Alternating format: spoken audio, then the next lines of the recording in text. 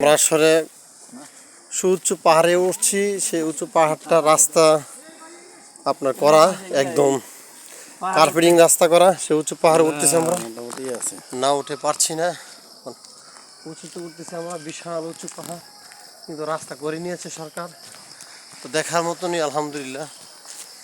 তো আমি আপনাদেরকে একটু দেখাচ্ছি।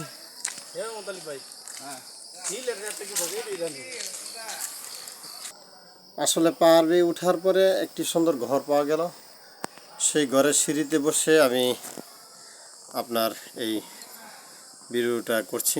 এই সিলেটের শ্রীমঙ্গলে এত সুন্দর সুন্দর পাহাড়, গাছ, তরুলতা, বৃক্ষরাজি মন কেড়ে নিয়েছে আল্লাহ পাকের সৃষ্টি, সেই জন্য আল্লাহ পাকের শুকরিয়া আদায় করছি।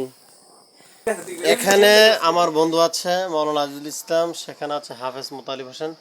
তো আমরা উচ্চ পাহাড়ে উঠে এখানে সুন্দর বিল্ডিং পেয়েছি, এখানে বিল্ডিংয়ের সিঁড়িতে বসে কথাবার্তা বলতেছি।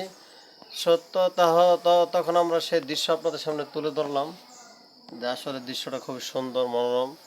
তো আশ্চর্যের বিষয় হলো যে এই সুন্দর সুন্দর পাহাড়ে গাছপালা, তরুলতা এগুলো আমাদেরকে মুগ্ধ করেছে। যাই হোক, আল্লাহ পাকের কাছে আমরা কৃতজ্ঞ আদায় করছি।